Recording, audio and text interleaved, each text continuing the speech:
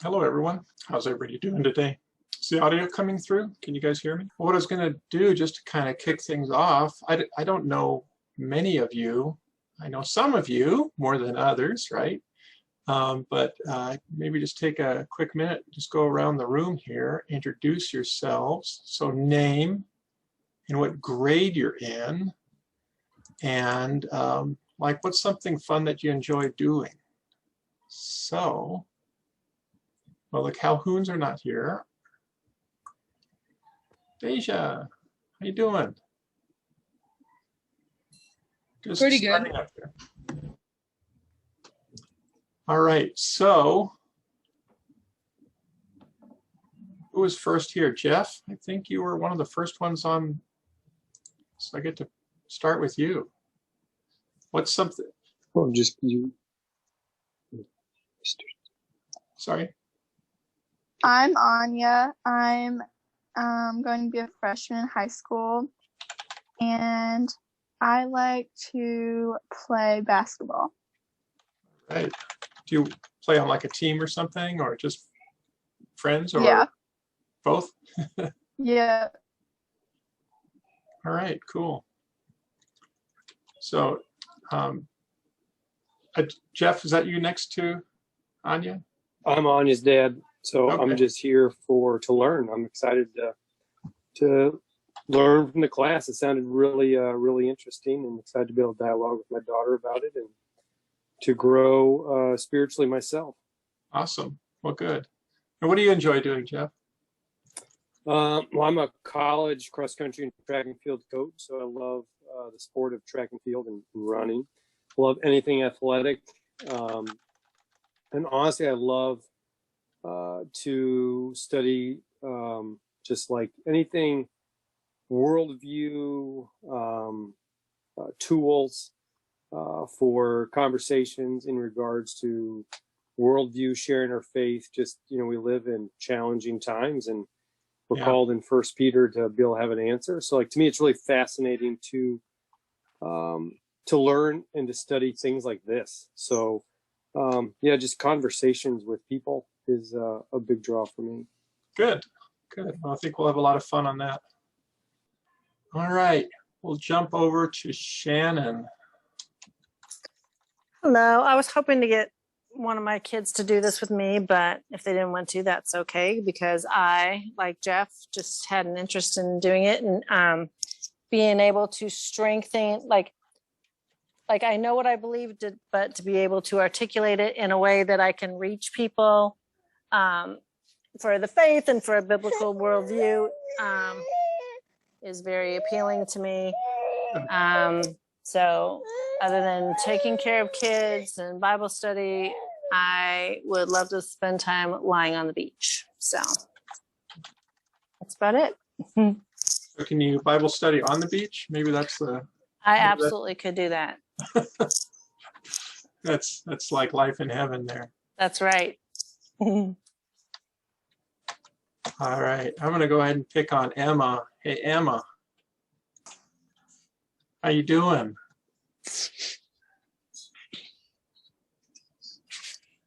You're muted.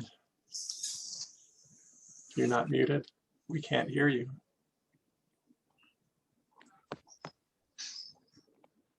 Can you hear me now? Yep. Okay, well, my name's Emma. I'm going to be a sophomore in the fall, and I like to play volleyball. And what do you like to do? Play volleyball. Volleyball. All right.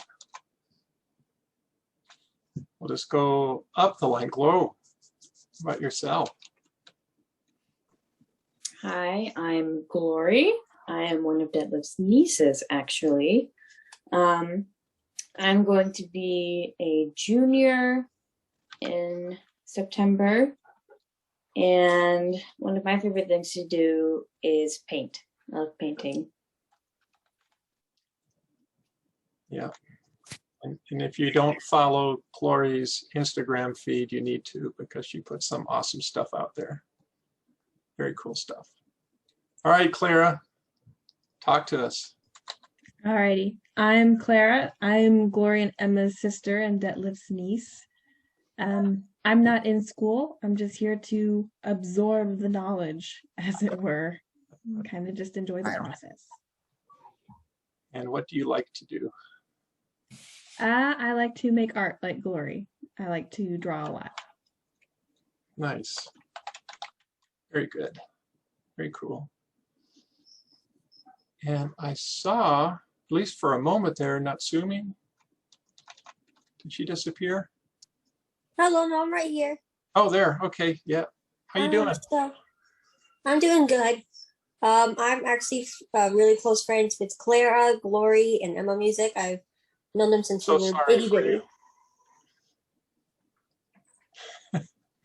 Sorry. Yeah, I was like, yeah. What I like to do, I like to draw, play piano, rock out to music. Also like rock music and stuff. Also like to just paint and swim. And I'd rather be at the beach right now. Also, I'm just here to absorb knowledge. Okay. See what's in the world. Good. Good. All right. Welcome. And I didn't catch what grade you're in there, Natsumi. I'm going to be a junior in August. Awesome. Good. Congratulations. Second half of high school. How cool is that? No. No? No. All right. Who have we not done? We're at Deja. Why don't you share a little bit about yourself? Hi, what's up? I'm Deja, and wait, so what am I supposed to share? What grade are you going into, and something you like to do? All right, I'm gonna be a freshman in September, I think, and I like to play electric guitar, so yeah. Oh. Nice. Any particular kind of music you like? Definitely 1950s rock. That's kind of my thing. Okay, I'm seeing that we're going to do an art thing on the beach with some rock music in the background while we're doing Bible study. I think that could be a pretty good time. All right. Nathan, did you share yet? No. So my name is Nathan. I'm in 8th grade, or 8th and yeah. And then I like to go outside and just look around, just see nature. Nice. It's finest. So. Very cool. Very nice.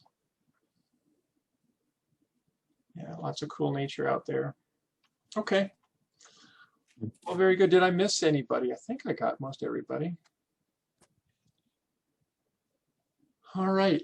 I'm going to go ahead and then just introduce it. I'm going to talk a little bit more this time because, well, really the introduction of this is going to be kind of a lot. Hopefully it won't be too much, but if you have any questions, let's go through that. But in general, we're going to make this a lot more interactive. So again, welcome. First of all, I love the excitement and the enthusiasm that folks are sharing here. This is really cool because there's so much cool stuff to learn on this. Worldviews, if we can get this in our head, if we can get the idea of worldviews in our head, it'll change your life, really. And in fact, what's neat about it is, I mean, the first step, and we're going to practice this today, is realizing that everybody sees the world just a little bit differently. And if we practice, first of all, understanding how we see it, but understanding that other people see slightly differently, and we put ourselves in their shoes, we're going to connect a whole lot better. Does that make sense? You know what I mean? Mm-hmm. So this is just an intro. There is no way in 6 sessions here, and you know, honestly, with 6 sessions, even an hour and a half, we are going to pack it in. So don't get freaked out. You know, if you can come away with 1 or 2 thoughts out of each of these, you're going to do great. But it's something that you can spend your life learning about. Let's see what else here. So you're going to learn some general reasons on how and why people think the way they do, and the reason they do the things they do. But don't assume you're going to know everything for sure. And what I mean by that is, how many of you have met Christians that live their life maybe a little bit differently than you do? Like everybody, right? You just don't meet a person and they are exactly the same all the way across the board. Exactly. So when we talk about one of these worldviews, don't start thinking like, oh, well, I'm going to group all these people into the same kind of a bucket. It just doesn't work. People are complex. They have different motivations. They're going through different stuff in their life. So they're going to behave differently. But at the same time, people tend to gravitate towards certain worldviews. So while you may not be able to figure out individuals, you can start seeing patterns, and that's what we're going to be talking about. The other thing I wanted to mention is we don't want to mix worldviews with culture, okay? What's the difference between a worldview and a culture? Okay, I'm just going to use, because we're all Christians, right? Do you think the culture inside of like a Catholic church with a mass and robes is different than, say, like a Pentecostal church with electric guitars and drums? Yeah. Yeah. And they're both Christian worldviews, they're both Christian cultures, but the way they express that would be totally different. Let me stretch that even further. We adopted from Africa, and when we went to Africa, a church service in Africa, you know, is worlds apart. You don't even recognize it because like everybody's praying at the same time. It sounds like a cacophony. You walk in there and, you know, they say, all right, let's pray. And like the whole church is not just talking, they're yelling at the top of their lungs, praying simultaneously. And honestly, Nancy and I are sitting there going like, you know, excuse me, how does this work? But that's all right, right? Okay, so differences in cultures, even with the same worldview, within the same worldview, you might have differences in the way they're expressed. Let's keep going here. Just a warning, don't become arrogant with the information. Most people don't really think about this stuff too much. So again, you know, it's easy to think, oh, well, I got this all sewn up in my head, so I'm going to lump this individual into a certain category. It's not fair. It's more for us to get a good understanding. I'd even say there's worldviews out there that people hold on to, but they haven't even themselves thought about the implications of those worldviews. You know what I mean? In other words, if you really think through some of these worldviews, you'd realize they really don't work. They actually don't work. And that's not to take away, you know, everybody can do whatever they want. That's the freedom that God has given us in our life. But most people haven't thought it out really. The other piece of this, though, is for ourselves. Have we really thought out the implications of our own worldview? In other words, we probably live life differently than really our own worldview, you know, really boils down to. And I can use an example of that. You know, I think right now it's certainly popular to talk about in the United States is there's this divide between being a Christian and American. You know, historically that kind of blended together. But as our culture in America changed, where does that line really fall, right? And if you look at how the media presents it and so on, you can see that there is a difference. So does that make sense? Any questions on that? Okay. So anyway, I want to encourage us to use this information to help us understand how and what we believe, recognize the patterns of thought of those around you and understand why they think and do and believe what they do. And that, I hope, will lead us to actually move to a more solid foundation about what we believe. And then, I don't remember who said it, but I think several of you did actually, is you like to have conversations with people about these kinds of things. And as witnesses for Christ, I think it's super important that we really understand that all these worldviews are well thought through. You know, frankly, some of these worldviews go back thousands and thousands of years, and they've lived in a certain pattern of thinking for generations. And it just doesn't change that quickly. But if we understand that, then we can have those conversations more easily. Does that make sense? All right. So how are we going to do this? How in the world do you boil down a person's worldview into something that you can put your arms around without all the culture getting in the way, without all the different expressions of how they live out that worldview getting in the way? And if you dig into it, there's several books out there, and they all kind of say the same thing. You can ask questions, fundamental questions, and it's surprising how quickly, when you answer these 7 questions, how quickly that narrows down that worldview, very quickly. And it actually, they're deep questions, they're hard questions. I wouldn't certainly at around dinner table just say, oh, by the way, you know, throw this one out. But if you are having those conversations and you feel like you're at a deeper level with a person, you can start asking those questions and really start digging into how they see the world. Again, there's dozens of variants within each worldview. We won't have time to look at each one, but hopefully this will get you some information on the majors. All right, any questions on that? All right, so the class format will be, I'm going to do some presentation. I'm going to talk about these different worldviews. We're going to actually start with Christianity because all of us are familiar with that. And as we go through those questions, we'll go, okay, I get it. And then when we apply those same questions to some different worldviews, then we'll be able to say, okay, I see how that's different. And then we'll look through the implications of that and then study what those worldviews look like.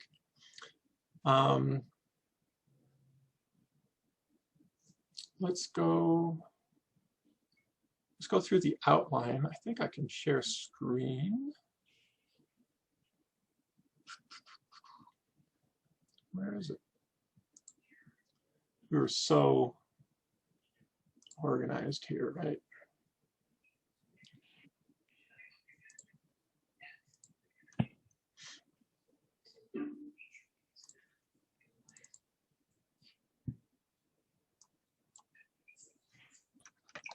All right. Click on this to share the screen. I assume most of you guys have some sort of a device you can see this on. Mm-hmm. If I hit share, it even works better, doesn't it? All right. So kind of what we just talked about, we'll review the previous material or do some kind of an intro. We'll talk about the new material. Little bit of time for discussion. I'm thinking about doing a quiz of some sort. I don't know yet, but we'll see. And then some closeout discussion. We do have this book, and I'll talk about the book a little bit later, but we got this book, How to Be Your Own Selfish Pig. Now, is that a great name for a book or what? But we're going to go ahead and go through that. I don't know if we have time to actually have all that discussion and talk through the book, but the book stands on its own, and it's going to help you go through and figure out what is really, you know, how do you have those conversations about worldviews? It was actually written by, I mean, it was kind of a big thing in the last century, so it's a little bit dated, but there were the ideas of these communes. You basically, you know, if you were a Christian and you really wanted to commit yourself, you basically go off into these little camps. It's like Camp Idrahaji, if you've ever been to that. And you just sort of spend some time there, and you kind of get a chance just to be around like-minded people and are able to think things through. So this person who wrote this book basically came out of that environment and put together this whole How to Be Your Own Selfish Pig. So we'll talk about that. So expect an hour and a half per session. We'll try to meet and finish on time because we got other things we need to do. Session 1, we're going to talk about the basic idea of what is a worldview and the whole idea of a plausibility structure and how it looks at all these characteristics. What is truth? How do I figure out the truth? And then for our homework this week, I'd like to have you answer for yourself the 7 questions, and I'll follow up on that. Then we're going to talk about the Christian worldview, and we'll look into Judaism. Man, I would love to do a couple weeks on that, but that's all we have time for. I do want to hit 1 week on Islam, as Islam is a major worldview for a lot of the world, especially, of course, in the Middle East, but also in the southeastern part, you know, the Indonesian area and so on. So it's a huge thing. It's also the fastest growing religion inside of the United States. So I think we need to take a little bit of time on that. The one I kind of wonder if we're going to do it or not is these Eastern religions. I think we need to touch on it. So I'm going to pack all these flavors of Eastern religions into, and plus primitive religions, into one session. I know that seems crazy, doesn't it? Let's say about 4 billion people we're going to try to cover in like an hour and a half. But I think we probably run into these less frequently. So I'm not sure I want to spend a lot of time on it. Interestingly, our friends at Disney love to spend time on, you know, this one right here, animism, but we'll get into that later. But I do want to spend a couple sessions on secular religions, which is really what we live with most of the time, and then a whole separate one on postmodernism. This is such a big deal right now, folks. Frankly, this is what's going to affect most of you in your day-to-day life. I'm kind of saving it for one of the last sessions, or it actually is the last session, because it's so prevalent. I would be willing to bet, I'd be willing to bet most of you will see in the next 10 years a good percentage of your friends move into this, and really it'll destroy their faith. But you know, we need to talk about it so we're all aware of what's going to go on, what's going on in there. So that's the outline for the 6 sessions. Holy mackerel, I don't know if we're going to be able to get all this done, but you know what?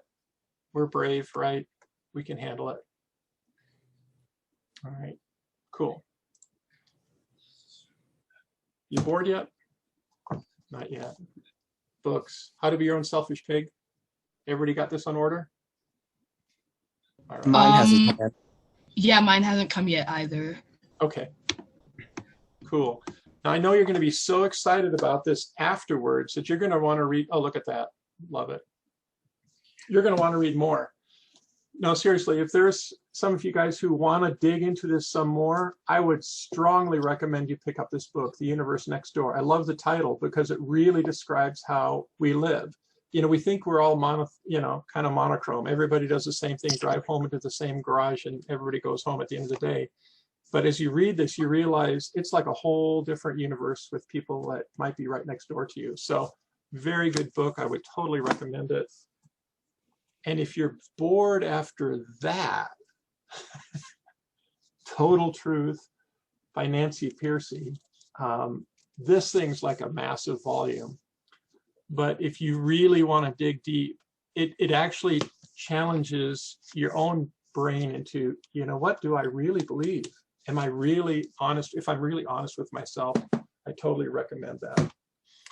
All right, just a couple references before we get into it. Any questions at this point? Going once.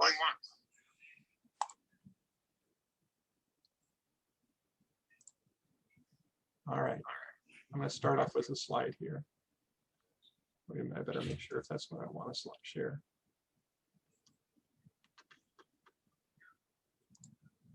All right.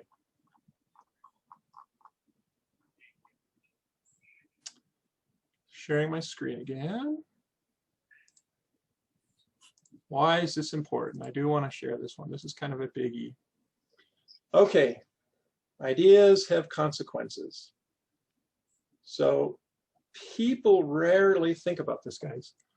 People rarely live exactly according to the core elements of their worldview, but they tend toward it. Okay, so I got 2 little bubbles here. Pretend these are 2 different people. What am I doing here? Okay, so one person has a worldview that's a Christian, and the other person has a worldview that's some sort of an Eastern worldview, say Buddhism or whatever. And inside of this core is where that worldview lives. Deep down, what you really believe is that core. But outside of that is like your religion, you know, your way that you live your life through your religious perspective. And then outside of that is actually how you actually live life. It's your job, it's your friends, it's your, you know, the hobbies and sports that you like to do. So let's just say this is a boy and a girl here, and they meet, and see they got this overlapping bubble, right? And so I don't know, they maybe go to a class like this, or you know, they work together, or they are on a hike and they kind of get to know each other, and there's these overlaps. Hey, we both like hiking, we both like these same kinds of foods, we like the same kinds of movies, and so they get together and they start, you know, dating or whatever, or become good friends. What do you think will be the outcome of this relationship if it was going for a longer time? Let's discuss it.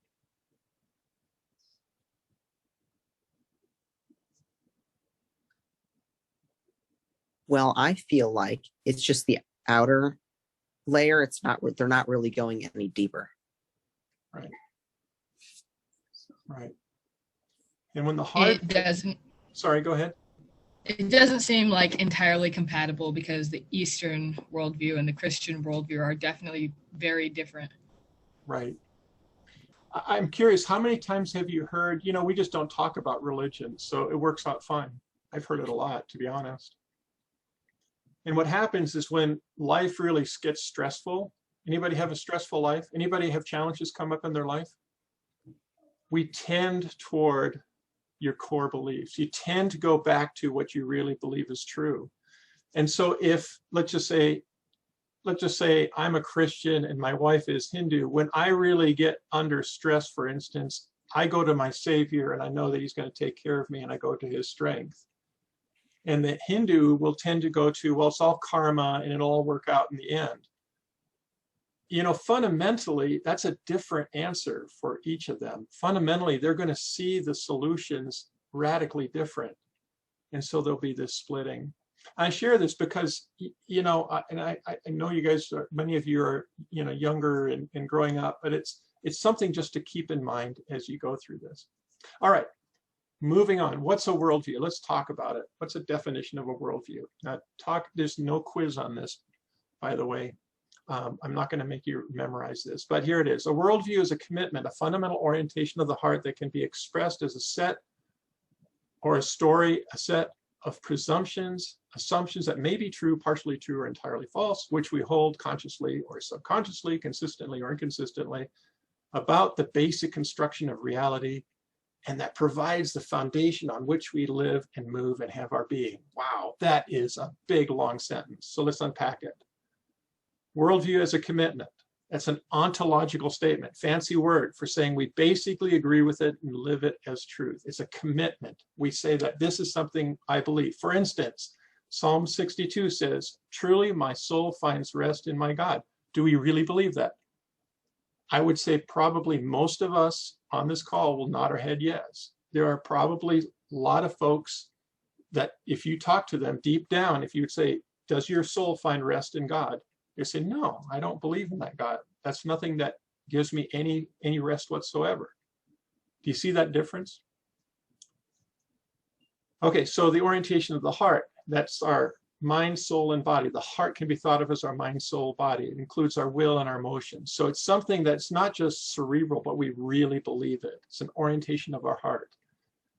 Next one, hang on to this, expressed as a story. It doesn't come down to a list of facts. When we really look at our worldview, it ends up as a story, guys. It ends up as a story. God created the world. God created all living things. God created people. And then there's a story from Adam all the way through Jesus, all the way through Revelation, where it rolls up at the end of it. And that's the story. And you know what? Every worldview has another story. And they're not the same. They're different stories. Does that make sense?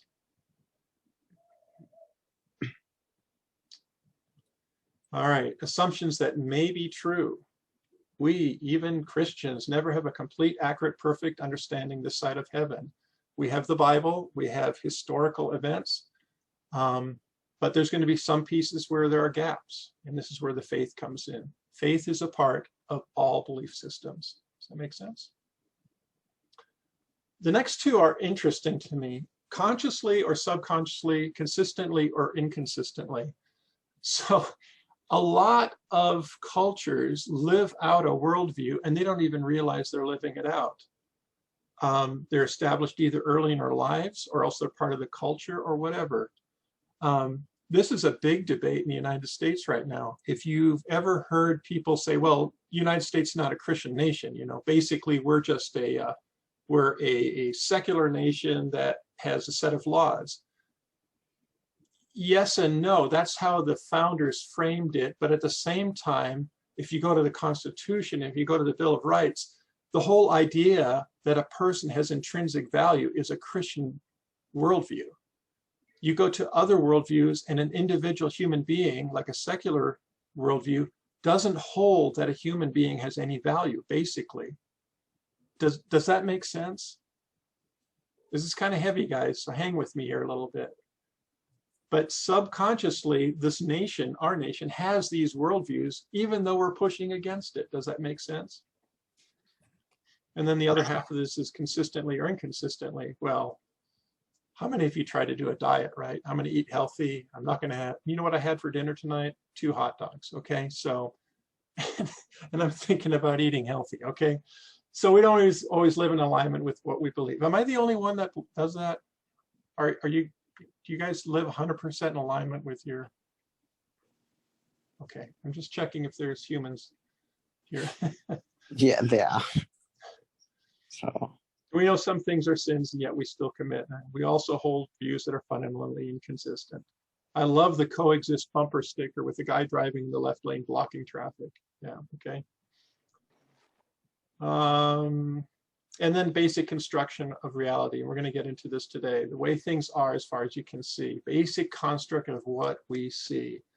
For different worldviews, these are radically different. For an example, the Buddhist. Get this, if you really are a Buddhist, everything you see around you is imaginary. That's why there's so much emphasis on walking on hot coals and just flailing yourself and denying yourself a bunch of things. They are trying to get their mind to disconnect from the physical because they see it as imaginary. And if they can really only focus on the spiritual, they can leave this body behind. That's their worldview. They don't really believe what they see is real. Is that in conflict with the Western worldview, the Christian worldview? Absolutely it is. And then for the secularist, as an example, any discussion of God or spiritual stuff is imaginary. The key phrase of the era is, hey, you know, if it makes you feel good, that's great. It gives you comfort. In their mind, it's just, you might as well just watch a Star Wars movie. It's all made up. It's just something that you've made up. Great. Glad you like it, pat you on the back and leave. They just fundamentally do not believe that it exists. Does that make sense? Any questions about that? Okay. I do want to mention also here, most people want the same basic things: food, clothing, shelter, good health, security. They want their kids to grow up healthy. They want, freedom and things like that. But how they get to that is radically different. My brother and I go back and forth on that. The way he says it is, most people just want to have their own falafel shop and go home at the end of the day, and that's great. But how do you get there is the question, and that's where conflicts start coming up. How to get to those goals. All right. Any questions on this definition? It's kind of heavy, but it hopefully helps at least get our head around what we're talking about here.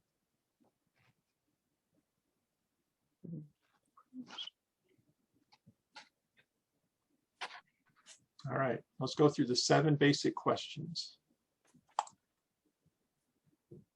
All right, the 7 basic questions. What is real? What is the prime reality, the really real? Okay, so if you ask somebody, what is real? You could answer God or gods, plural, if you go to India. The material cosmos, if you're a secularist, that's where it ends. It's actually a very fundamental question. It sets the boundaries for the answers we give. There is actually a worldview out there, again, that there is no real reality. Everything is relative. Okay. My answer to them is step in front of a bus and you'll find out it's pretty real. All right, what's the nature of our external reality? That's the world around us. So, even if we say that God is there, what about this reality? Like I mentioned, the Buddhist thinks it's all an imaginary thing. It's just a training ground. And the quicker we can get out of here, the more we get enlightened and can move out of this world. Okay. So do we see the world as created or autonomous, chaotic or orderly? Is it made of matter or spirit? Do we have some sort of subjective personal relationship to the world, or is it just apart from us? I'm sure you've heard kids even say, you ever, maybe when you're camping or whatever, if you're ever laying there in a sleeping bag, I'm sure you've heard these conversations. What if it's all made up? What if I'm just imagining this whole world? It's all a big dream, right? Well, I suppose it is. We're going to talk about that. How do we know that anyway? Okay, so the first 2 talk about what's real and what is this world we live in. The next one is, what is a human? What is a person? Where do we come from? Who are we anyway? Are we just an animal? Are we just a complex machine? Are we a sleeping God? That's what the Mormons believe. We're just little embryonic gods, and we can be just like Christ. Are we a person made in the image of God? Are we just an ape? different answers, radically different answers. The neat thing about it, though, is if you have this conversation, whether you're talking an Eastern Orthodox Christian or the Catholic Christian or the Holy Roller Christian, they should be answering largely the same way in all these questions with that Christian worldview. Okay, next one. Where does knowledge come from? How do we discover truth? How do we know what we know? Why is it possible to know anything at all? So those are the questions you have to ask. Can we know something for sure? Simple answers include the idea that we're made in the image of an all-knowing God, or that consciousness and reality develop under the contingencies of survival in a long process of evolution. Okay, whatever.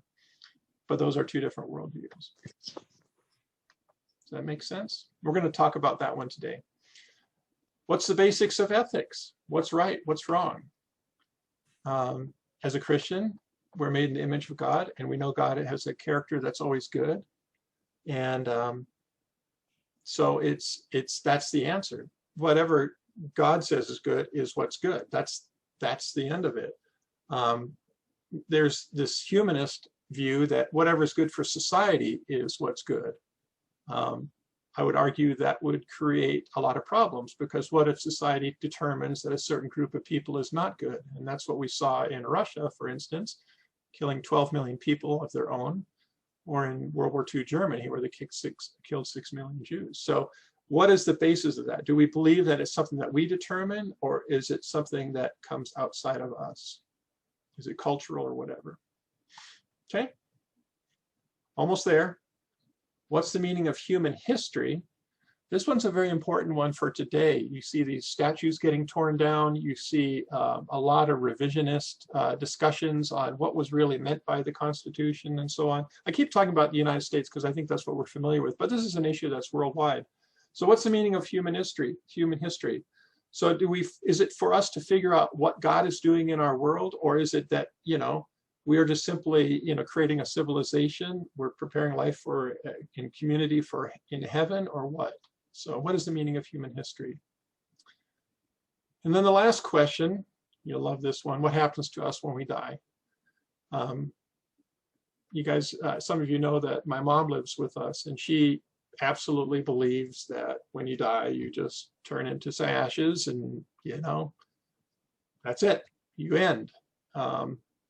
The Hindus believe that when you die, depending on your good and bad deeds, you either come back as a superior creature or an inferior creature. If you're a bad person, you're maybe a human now, but you die and you come back as a slug or a worm or something like that. And if you're really good, you can come back as a rich person or a king or something like that. And depending on how well you do your karma thing, that kind of defines what happens to you as you die.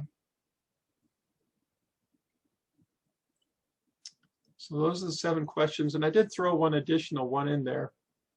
How do we apply all these? And I'm not going to read all this, but basically, when you go through the 7 questions, how are you going to live that out? And that gets more into this whole culture thing and how we express that. Like I said, I'm not going to read through this, but I'll put all these onto the what do they call it? It's not Teams, Slack. I'll put it on Slack so you guys can look it up. Okay, so that was a lot of my talking. Any comments, any discussion on these 7 questions? This is your turn to talk. This will be a lot more fun if people contribute. Well, I was gonna answer, talk about number 4. Like, what is truth? Something that's probably stable, that a great majority of people believe in. Yeah, that's probably just my commentary on that. Yeah, exactly. It's good. And we're going to dig into that one next, in fact. Anybody else? Any other questions that you thought of as we were going through these? Were there other questions that you would think we should add? Or some of these seem like they're kind of pointless?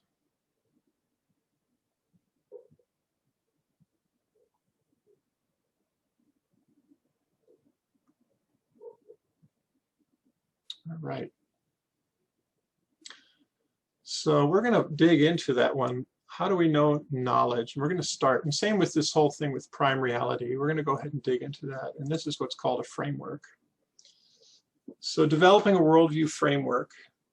Okay, so I just put the definition back up here. And I might have to jump over to a different slide here in a minute, but let's just go through here. So there's this idea of plausibility, and plausibility, let me see if I can find my questions. Maybe I didn't put them in here. Darn it.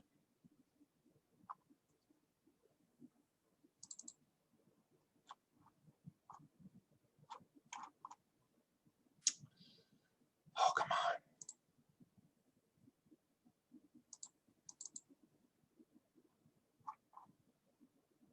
Sorry, guys.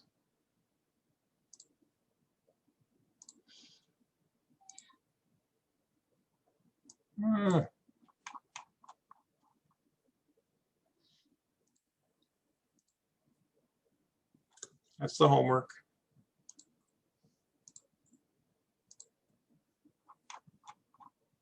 Okay. Plausibility. We're going to talk about plausibility here. Okay, I'm going to quiz you guys. What do you think is plausible or not? Do you know what the word plausible means? Is it something that could happen? Right? Is it real? Is it something that's possible? Okay. If somebody told you my car is blue, is that plausible or not? Yes. Yep, it's very plausible. I saw an accident today. Driving into work, I saw an accident. Is that plausible? Mm-hmm. Okay. You know, I was driving in, and as I was backing out, I thought to myself, I'm going to probably see an accident on the way to work.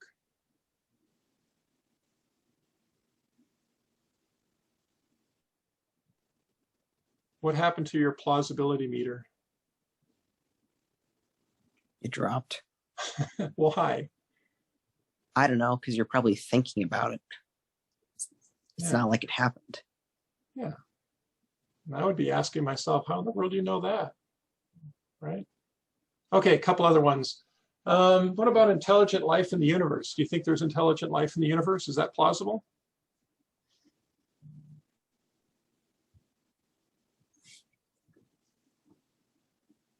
I think so. Yeah. Okay. Anybody else? I mean, I feel like it would kind of, I feel like they'd kind of say that in the Bible. Like, it seems like kind of a big thing if there was to leave out of the Bible. Yep. So it's kind of on the edge. Maybe, maybe not. And, depending on how many sci-fi movies, it probably changes the scale a little bit, right? If you watch a lot of sci-fi, obviously it's like, oh, yeah. If you don't, it's like, yeah, I don't know. How about that I saw a UFO? I was actually, when I was driving by the accident, I looked up and I saw a UFO. Is that plausible? Yeah. But if you saw I it, mean, I feel like it kind of depends on whether you think intelligent life outside of Earth is real or not. Right, right. Anybody else? It's a little less plausible, but an identified flying object could be like, I don't know, someone threw a frisbee from the side of the road. Yeah. It is a bit more plausible, I think. Yeah. Or maybe I didn't recognize it as an airplane. It was halfway obscured by a cloud or something. Who knows? How about this one? I was out in the backyard and I met an alien. What happened to the plausibility meter? That's just about near zero. Yeah. Yeah, exactly. And I'm just testing you guys to think a little bit on just realize where your plausibility meter is. Okay, so we're having a conversation right now, and maybe tomorrow I'm going to say, I taught this class on worldviews and I had a conversation. Does that seem like a plausible thing? Yes. Yeah. And a lot of reasons for that, right? Because there's like 10 of us on this call and we all can confirm each other's story. We've got this whole meeting set up and it's just not that crazy. Okay, but I'm going to say now the Bible actually spoke to me. I was reading a passage and it spoke to me. How about that for plausibility? I mean, it depends, I guess, on whether it's literal speaking or metaphorical. Okay. Okay. Anybody else?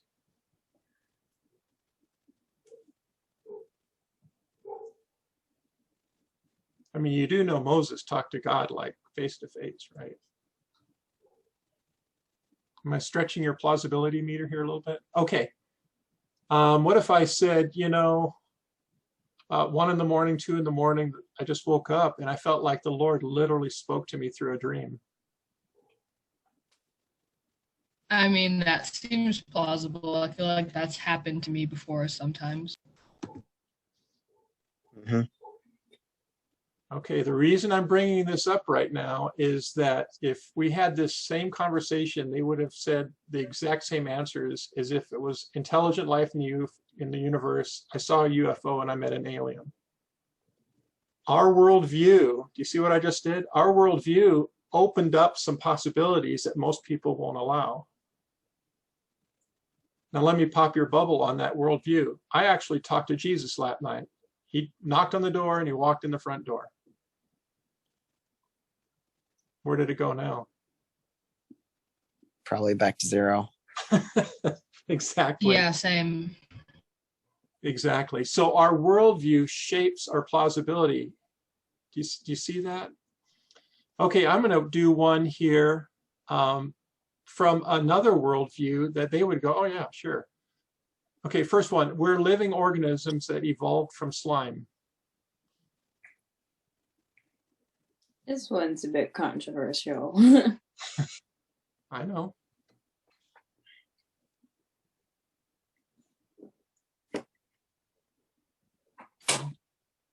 We're unique and special creation of God endowed with his image upon us.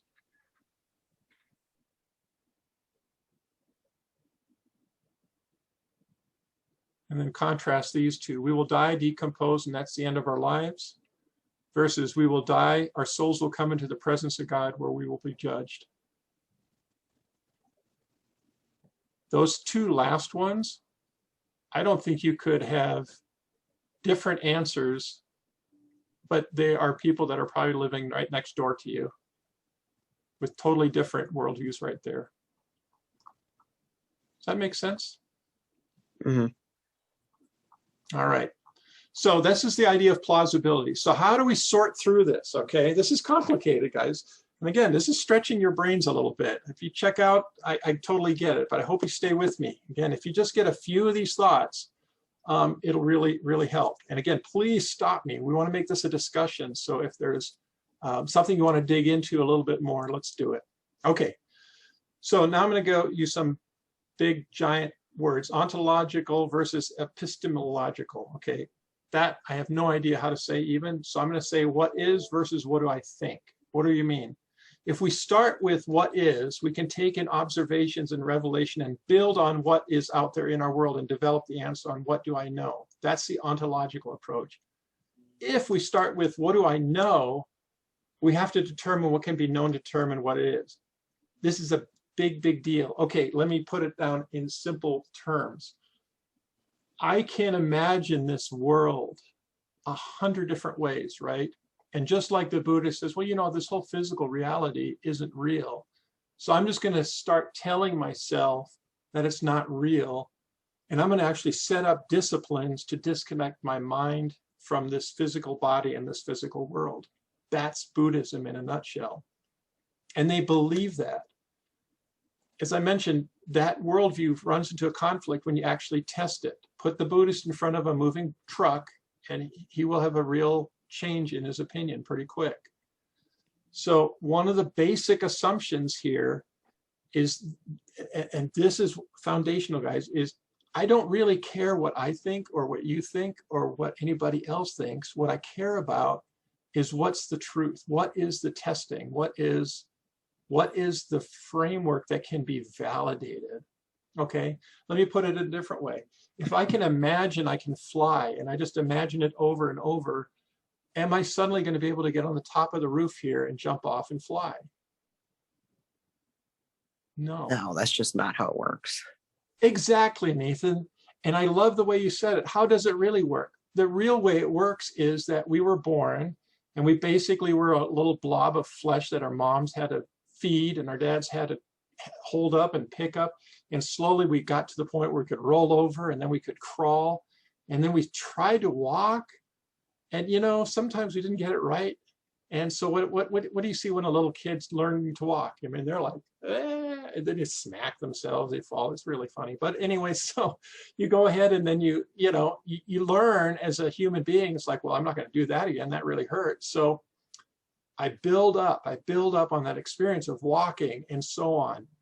Okay, following me? And so even does that baby understand physics? Does he understand center of gravity of his body? Does he understand balance? No. Does he need to? No. But by experience, he learns what works and what doesn't work, and he starts building up a set of knowledge that works for him to walk. And it just goes on and on and on. If I drop something and it falls down, I understand that gravity works repeatedly. And now I can get more sophisticated about it. I can take a physics class and I can start, figuring out, F equals ma and all this acceleration formulas and all that. But it doesn't change the fundamental thing about us testing what we believe and validating it through the real world. That's the fundamental thing. So if we take that idea and build on it, that is that whole what is viewpoint versus what do I think. And the beauty of that, it doesn't matter if it's Deja's thought or Nathan's thought or Gloria's thought or Clara's thought or Emma's thought. We all can go to a shared location and try these things out and test them and say, is this right or is this wrong? Can we test our assumptions? And then we can come to an agreement of this works or this doesn't work. Does that make sense? Heavy stuff, I know. Well, some people would probably say, is that personal, like preference? Is it like personal experience? Mm-hmm. That's right. That's exactly right. And that's exactly right. So if that's the case, would you say that walking is a different experience for different people? Yeah. Okay. At what level? How they learned or the physics of it?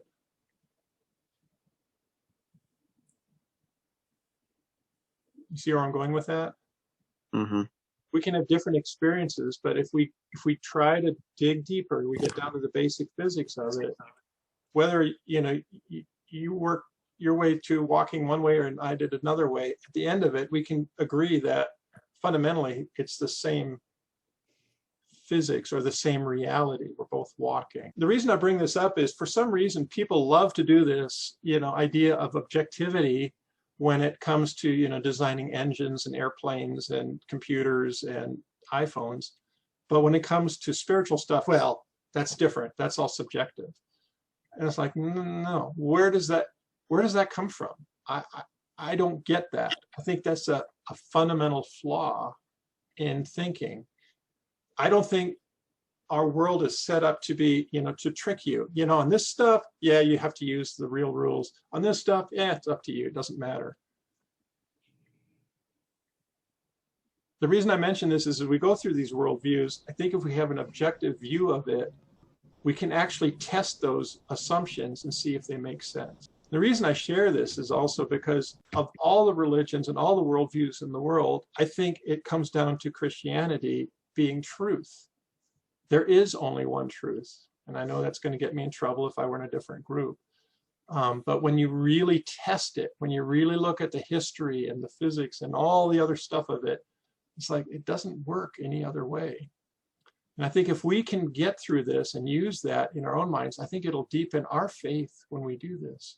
Anyway, all right, I'll get off my soapbox here. Okay, so how do we test for truth? Scroll down here a little bit. Here we go. Test for truth. So this assumes we're going to test it first. It's not a matter of opinion. Now we want to visit that again. So we determine the truth from the outside in. That's the whole idea. So here's your test. Historical. Is there history that actually backs up some of these claims? We'll get into that. We'll get into that. So there's different claims out there. Is it verifiable? There's actually 3 tests of reliable general historiography, history, okay, and literary criticism. So bibliography, in other words, were there texts written back in the day about this particular event or whatever it is? Internal evidence. In other words, is the document itself, whatever this historic thing is, consistent within itself? Does it tell the same story or does it conflict with each other? And then there's this external history. In other words, again, I use the Bible. Yes, we have the Bible. Yes, we have the apostles. Yes, we have the, the whole New Testament. But you can go to external evidence that was happening in and around Rome, Josephus and others, that wrote about the events of the Christians that actually agree with what the Bible said. So that's just an example. And we can look at that through all these different worldviews. And if they actually agree, then that creates some test for that truth, right? If everybody agrees internally, externally, and that there's actual write-ups on it, then we know that. So the first one is history. Does it line up? Next one is coherence. Okay, that's great. You got this great history, but does the story hold together, the coherence of truth? In other words, when you have this story, this narrative that happens, is there a way that it holds together a story that's consistent? Again, I'll use the Bible because that's what we're most familiar with. It's 66 books written by 40 authors over 1,600 years. And they all share the same basic story of how God interacts with his people. Yes, there's the Old Testament, New Testament. Yes, there's creation and then Revelation where it all rolls up. But the story holds together. The whole narrative holds together. It's not like suddenly there's something in there that's like, well, this isn't even close to anything else. I noted here, it's clues, space, time, causation and goals, probability and fidelity. Does it all hold together? Does that make sense? You guys are awfully quiet out there. Is this hurting your brains? Yes. Yes and no. Yeah, not super. It does make sense. Okay. This is going to stretch you guys, so just again, hang with me and you'll see how this all works together. Okay, next one, authority. In other words, okay, it's great that you got history and you got coherence, but do people with authority have checked this out? Do they actually agree with the facts that are being presented through this coherent and historic verifiable thing? Again, I'll use the Christian faith as an example. But you can go through history books and you can see that, geologists and, if you dig around where, I'm drawing a blank, Jericho, right, where the wall fell. I mean, you can find Jericho today and you can find that there was a wall there. If you go to Jerusalem, you can find the temple there. So you can actually get archaeologists and stuff to find this stuff. So there's authority in that as well. And then finally, correspondence with reality. How many of you are physics geeks? You remember string theory? It was a big popular thing about 10 years ago or something like that. You're all like, I have no idea what you're talking about, Dylan. But string theory was this whole idea that there's like 11 dimensions in this reality and they're all like overlaying each other. And that's really what the spiritual realm is. It's another dimension. And that's great. That's, it's a great theory and it was completely done by mathematics. Somebody just wrote it up because when he did his math problem, he says, you know what this implies? We've got 11 dimensions here. Are there any shreds of that in any form in reality? No, it was just somebody's, I don't know, maybe had too much pizza and got to bed too late or something like that. And he just came up with it. So does it work? Does it really make sense? Again, I would say there's some worldviews that do hold together and there's some that don't. So these are just, what I would call like the core ways that you can test for truth. History, does it hold together? Is there authority that agrees with it? And does it correspond with reality? Does it really work? Anybody have any questions on that? No? Are there any other tests you guys can think of? Is there any other test for truth? Did we discuss? I'm sorry, I've had a lot of things going in the background. I'm really wanting to pay attention. If it can be reproduced. Yeah, I think that's a good point. That's a really good point. Yeah, reproduction. In other words, can you test it and then retest it again and get the same answer? That's a good point.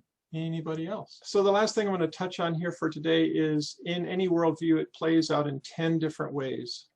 So these are the 10 different ways. We are in no way going to have enough time to go through this. But again, I'm going to start with the Christian worldview. Within the Christian worldview, there is a theology. You know, we have a single God, and he had there's a triune not representation, but expression of that through the Father, the Son, and the Holy Spirit. We have, salvation by faith and all that. So there's a theology in there. There's a philosophy that goes along with that. All men are created equal and so on. There's ethics. We value life, for instance. And you go right down the list. What do we believe about biology, psychology, sociology, law? I mean, law is a big one. This is another example of where people say, well, the United States is not a Christian nation. Well, yes, but all of our laws are based on Mosaic law. They just are. And that's where the foundations of law come from. Politics, how's it play out, economics, and then history.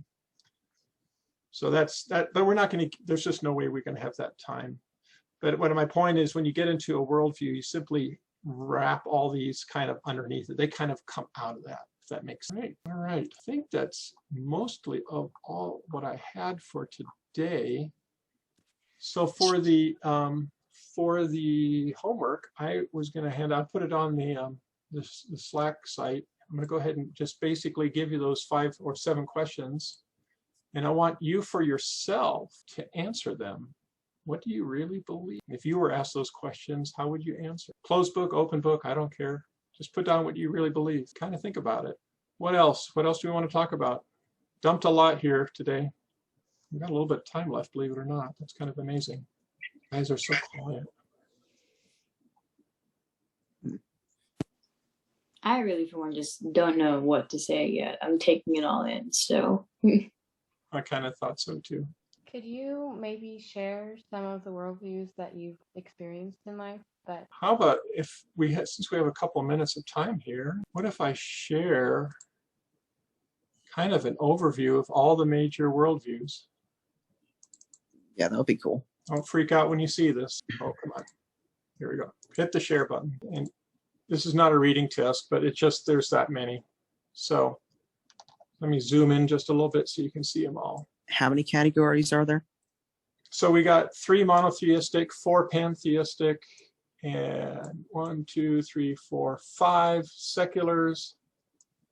And then we've got 3 primitives. Okay, so let's just go through these. So monotheistic, and let me just share another chart. So this is kind of this is a good way just as an overview, although I don't particularly think that they gave it enough detail, but it's a good place to start. So one way to, and they say 7, but they kind of left off a bunch here. But remember, the whole idea is what is the ultimate reality, right? So there's 3 ways to break it out from there. There's no God, and this is where they've missed a bunch of them. There's one God, or there's many gods, okay? And if there's no gods, then you got this certain set of thoughts. You've got one God, and then you have a choice. Either he's within this world, he's finite, or he's outside of this world, he's infinite. In other words, he either is part of this universe or he is outside the universe and created it, okay? And so if you think he's inside the universe, that's called panentheism. It's kind of a weird one. Not many people believe it. But God is identified within the world. And there's a Russian novel called The Sea Called Solaris. And it's probably one of the best examples. And it kind of came out of this evolutionary process. But the whole idea there was that instead of all these organisms creating their own little species and fish and animals and stuff like that, it all became a single organism. In other words, the cells started talking to each other and the whole ocean became like a single organism. It just was what it was. Anyway, so that's the whole idea, that God is really the world itself and identified with it. There's a variation of it that says God is beyond the universe but acts in limited ways, and not many people believe that. If you think he's infinite, in other words, he's outside of the world, there is a view that that God is actually the whole world. And this is played out in Star Wars. I'm a Star Wars fan, okay? And Luke, use the Force. What is the Force, oh wise one? You know, and it's like it surrounds us. It's all over the place. That's pantheon. It's all around us. It's in the trees. It's in the leaves. It's in the rocks. Whatever. So that's it. It's outside the world, but it's in the world as well. Or is it God is not identified with the world? In other words, God created it, but He's separate from it. So, and that's kind of where Christianity lives. And there's a couple flavors of this. There's deism. Basically, God created and then He went on vacation. He's out there somewhere, but He hasn't really interacted with it in several thousand million years. But then there's the other version of that. It's a personal, infinite God. It's beyond the universe, but acts within it. In other words, He's willing to interact with us. So that's one kind of overview. And here's the different flavors of it. Okay, so monotheistic, that's the last one we just talked about. So the three major flavors you see out there is Christianity, Judaism, and Islam. And ironically enough, they have a lot of similar worldviews, but we'll get into where they differentiate when we get into it.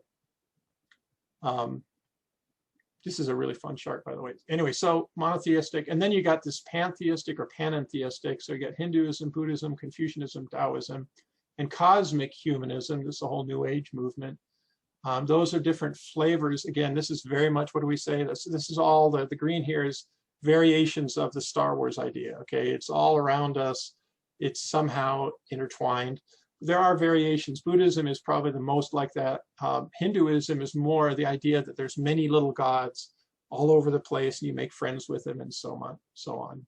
We'll get into that later. And let's slide over here to the secular religions. There's secular humanism. You want the best example of secular humanism for those of you who are Trekkies. They were big on secular humanism. Those primitive people who thought there was a God, and it's all about mankind and we can overcome everything because we're smart people. We're a product of evolution. It's all about science. That's secular humanism. Then there is Marxism and Leninism, which is similar, but where they start breaking out is they think a lot of things are set up by class. In other words, there's an upper class of people and a lower class of people. There's always a fight going on. There's the hunter and then there's the hunted. And so they have this very, it's a very violent view of the world, frankly, and it tends to move into these statisms and world governments and stuff like that. Postmodernism, man, there's a lot to talk about postmodernism. It's all about your experience, man. It's whatever's right for you. So that's postmodernism. Existentialism and nihilism. These are probably the most dangerous variations of secular worldism, and they're probably the most honest, guys. Existentialism is the whole idea of you just experience the day, man. I just went outside and I felt the wind on my face. Literally, we don't know what we don't know. We're just existing in the universe. We're just a speck of dust floating by, and nothing is for sure, and you just exist and then you go away. Nihilism is kind of the negative variation of that. Nihilism basically says, what's the point? We're all going to die anyway. If you're into, well, not everybody, but a lot of the goth people tend to this here. It's all pretty dark and gloomy. And then finally, you get into the primitive religions, which again, I'll probably get in trouble if I call that primitive, but animism, basically the idea there's, how many of you watched Avatar? You guys remember the movie Avatar, the blue Smurfs, the 9-foot-tall blue Smurfs? Yep. That's animism. And you remember the scene where the queenie, turns into some sort of a dust or, the flower, whatever it is, the whole field of flowers thing. That's the whole idea that, we basically are animated by spiritual forces in nature itself. And we're all tied together. A lot of Native American religions are based in this here. Souls are linked with an object, an animal, a place, that kind of stuff. Spiritism is similar to that.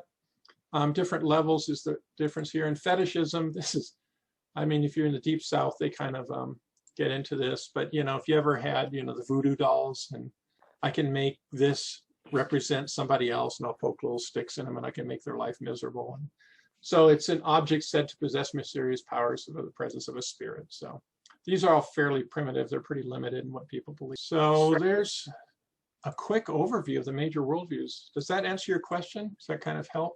Kind of get a big picture?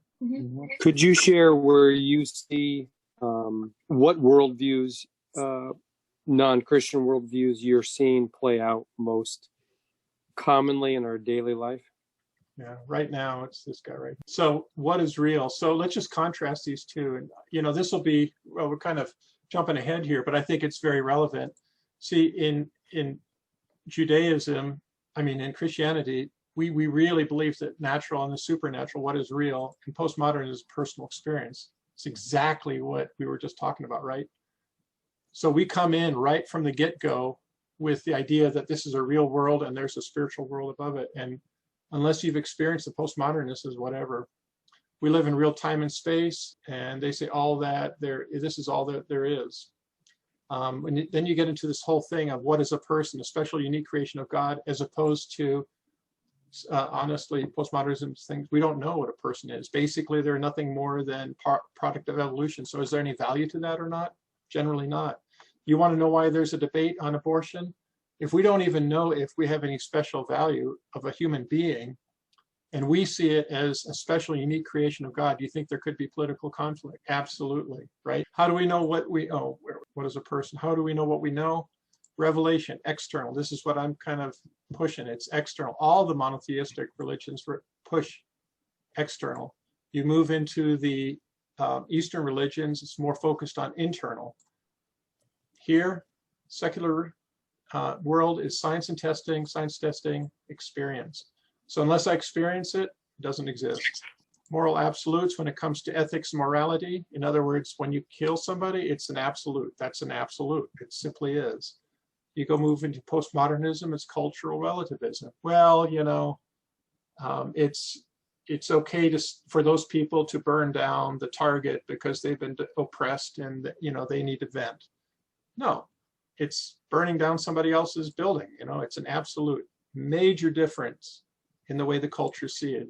And did you not see that last summer where you actually saw that played out? You know, people were genuinely upset because of this conflict in views. What's the meaning of history? You know, we talked a little bit about this: creation, fall, and redemption. That's the story in 3 words. This one, historicism, you'll love this. Historicism basically means that history is determined by what you believe about history. And a perfect example of that right now is, of course, this whole removal of statues and history, because the seculars, the postmodernists think as long as we leave that standing up, then people are going to feel bound to that history, and so we have to get rid of it. Our view of history, I'd say that the Christian view of history is considerably different. The Christian view of history is that we learn from history. We see it as something we don't want to do again. We don't want to do the Civil War again. We don't want to have a World War I again. So we learn from it.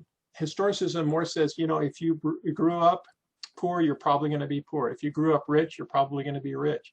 It just simply says that you can't really change who you are because your history defines who you are. Well, that's totally the opposite of what I personally believe. I think anybody here can make whatever they want out of this. Anyway, so that's the difference there. What happens when we die? Judgment by creator. Postmodernism says death. So then you can kind of get down here. Can you tell I kind of had fun with this? This is really kind of a neat thing. So key documents of the Bible versus Nietzsche. If you want to read really depressing stuff, read some of Nietzsche's stuff. Theology, theism versus atheism, and then just on down the list. These are all these different aspects that we talked about. I don't know if you want me to keep going through this, but like in ethics, we talked about moral absolutes versus cultural relativism. Biology is based on creation versus punctuated evolution. Psychology, there's the mind, the body, that we're fallen versus socially constructed selves. In other words, you're basically a construct of your society where you grew up in. That's not what the Bible teaches. The Bible teaches that God put you where you are right now for a plan and purpose. Do you see the difference right there? Just that one thought right there can change a person's trajectory, I firmly believe. Sociology, traditional family, church, and state, they see it, sexual egalitarianism. There's no difference between men and women.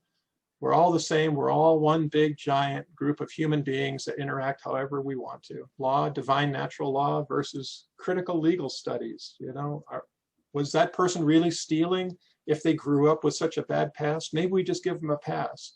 Whereas this person should have known better, so we're going to throw him in jail. Very, very subjective. Politics in Christianity, it's typically justice, freedom, and order. We're a law-based philosophy. And typically postmodernists are more leftist. Just kind of keep going down here. Yeah. And salvation, eternal life through a savior versus not required. It's all imaginary anyway. Where do cults fit in? I guess Very different good. ones, I guess it could fit in different ones, but. Oh man, we could spend a whole day on cults. I had a whole section. I had to pull it out. I actually set this up for 8 sessions and I couldn't make it. Judy said, try to get it down to 6. Ah, darn it. So cults basically are groups that try to bridge between these areas. For instance, I mostly focus in Christianity, but we can go into all of these for any of these worldviews. But in Christianity, the cult of, for instance, we'll talk Mormonism, is that there isn't a separation between God and us. We are like embryonic gods. Do you see the difference? You know, so they kind of take this and then they pull in the whole idea that we are kind of supernatural too. And they sort of try to kind of leak across these different groupings. Does that make sense? And then, for instance, Jehovah's Witnesses, they kind of go the other direction, is that, you know, Jehovah's Witnesses, what is their spiel? Any of you guys know? Is that the one where it's only like 4 something thousand to heaven and Yeah, but basically there are works. They kind of believe in works. So yeah, you'll go to heaven as long as you don't do this and you do that and you do this and you do that. And that's not really Christianity. So we could definitely do a session or 2 on cults. But cults basically are folks that have kind of bridged between some of these areas here. We'll talk about it in Islam. That's kind of a big thing going on in Islam right now, because if you actually look at foundational beliefs inside of Islam, you know, there's not a lot of latitude for those guys, frankly. And they're having a real hard time living in the modern world right now because, you know, beheadings are not really that cool. People don't like that. It kind of ruins your day. So, well, also they have that whole thing about marrying children and things like that. And even in Afghanistan, it's culturally acceptable to abuse little boys. So. Right. And if you go back to the actual Quran, you know, that's actually what it says. So the trouble becomes is like, well, if your basic foundational belief system has some of these gaps in it, what do you do with them? So that's why you have super fundamentalist Islam, Muslims, and then you have what they would call moderates. Inside of that, that's where a lot of this fighting around the Middle East goes in, because you've got some people that are what you would call in Christendom fundamentalists, and you got other ones that the fundamentalists say, you guys are just a bunch of liberals out there, so we're going to kill you. You guys are watering down the faith. That's why you see as many wars as you do. Crazy, huh? Well, and I guess you could say that about any denomination, the fundamentalist or I know different Jewish people, and I know Orthodox, and I know traditionalists, and then I know, conservatives, or, all the different ways that they demonstrate their faith, and some of them seem cultish too. Absolutely, that's right. And I would extend that to say that's why, remember I opened up, this is super dangerous stuff, and we got to be careful about becoming judgmental. When you really look at the model of Jesus, when you really look at how he lived life, it's a lot different than the American Christian. And so we need to be careful about not assuming that the way we see it is necessarily exactly the way that our own faith actually would play out if we were truly honest with ourselves. Does that make sense? Mm-hmm. Well, I think you get into trouble sometimes because even people within these faiths don't always know why they believe what they believe. And then if, let's say, someone like us who might be a different faith and we actually know more than they know about their own faith, and then we talk about that, and then they're offended by their own, like, what, or like, but your faith is the one that believes such and such. I'm just pointing it out. And exactly. It isn't even a matter of right or wrong. It's just like, well, I have found that debate within Catholicism when I talk to Catholics about, well, why do you do such a thing? Well, we don't know. Well, I can tell you why. And then that they find that offensive. Right. Right. And you know, something to consider in that whole discussion is what are the core foundational beliefs of our faith versus what are add-ons. In other words, you know, I think there's only 6 or 7, right? Jesus, Son of God, he came in flesh, died for us, rose from the dead, so the resurrection's real. We have salvation. We're going to, at the end of our life, be brought before God in judgment. You know, but you get down to it, that's only 6, 7, 8 or so. After that, do we need liturgy? Is that a fundamental? Is liturgy fundamental? I don't know. If you sprinkle versus immerse in baptism, I mean, people have fought wars, you know, hurt each other versus, you know, for different kinds of baptism. How do we celebrate communion? You know, do you do a shared cup, or do you do little Dixie cups or whatever? You know, we have to be careful. What's really essential? What's the core thing that we really believe? And what are sort of these add-ons that make us different? I had one pastor say, you know, churches are like Baskin Robbins, 31 flavors. As long as we all have those same cores, how that's expressed can be hugely varying. And we got to give each other liberty to see it that way. All right, anybody else? I've got a question about the simpler diagram you showed a little bit earlier. What's like the overlap between pantheism and theism? Because pantheism, I'm seeing it kind of like that's how God can be everywhere if he is in everything. But is there like, they both have theism in it? Are they completely separate? So Gloria, you actually, this chart drove me to make that table because I was not satisfied with that very same thing. So look, you know, we're like, because I don't think this shows it totally correctly. Panentheism really is where God is in and through and just coexists with everything in this world. Pan means many, theism is God, so it's many gods. So this one is more like the Luke, you know, it's all around you, the force. This one's more like there's many gods. If you ever go to India and there's just, you know, there's a God for everything. If you ever went to India, you got little statues because you got all your favorite gods. And then you pick 2 or 3 that your favorite gods, and then you give them the alms and all that good stuff. But there's oodles and oodles of gods out there. So pan means many, theism. Mono means singular, one God. And that's where, like I say, I like this chart because it kind of shows an overview of no God, one God, many gods. I'm sorry, I said it wrong. Poly means many. So this is the poly, many. Pan, and I got to look up. Pan means all. Yeah, pan is all. And then panin, what is that? Within. I'll do that next week and see what the difference are between these two. God is within the world. God is unified with the world. I have to check that. So poly is many, 1, 0.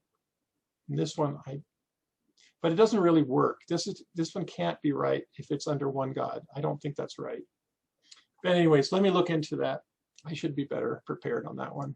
All right, what else? We're out of time here, guys. Anything else? This is a bit more politics than worldview. Is what's it called? Critical race theory. Is that postmodernism? Yeah, absolutely. It's smack dab in the middle. Critical race theory is historicism. It basically says that your social group is stuck because of the history of that social group. In other words, you're basically locked into that group and there's nothing you can do about it. And you know, I think that's fundamentally flawed. It elevates the group above the individual. Now, are there effects of a group on an individual? Absolutely. But is it deterministic? You see what I mean, Asia? Is it because you grew up in a group of people, does that mean that you will always be like that group of people? Yeah, that makes sense. That's what historicism is. That's basically critical race theory versus individually. And I'm not saying that society doesn't have an effect, but individually we need to account ourselves, you know, that we're sinful creatures, that we had to deal with the fall, and that we can have redemption through Christ. And in that redemption, what do we see in the Bible? We see that it doesn't matter if you were raised in Roman or Jewish, or secular or religious or whatever culture, God can take you and put you where he needs you. Totally different story. Good question, Deja. And I think critical race theory also fails to acknowledge that as individuals, we're all accountable to God. And so we will each be judged.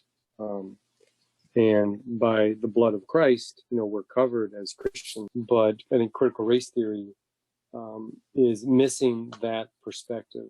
That would be where Christianity and CRT would not mesh well. Right. All right, good discussion. Well, next time we're going to dig into Christianity. And so answering the 7 questions, we kind of went through it, but we'll do a little deeper dive. I was going to take some time also to look at those fundamentals. So Shannon, back to your point there, let's see if we can talk about what are the basic core elements of Christianity and then talk about how that's expressed in our lives. Also touch a little bit on Judaism, just so we kind of get familiar with them as well. So with that, I want to thank everybody for your time. It was great seeing y'all, get to know you. Thank you. Yep. Yeah, no, it was nice. Thank you. Thanks. It was really nice. Thank you. Have a good night. You And too. God bless. Thank you. So is there any homework or? Oh yeah, the 7 questions. So I'll post those out there. Okay. So yeah, if you can answer those 7 questions for yourself, that'd be great.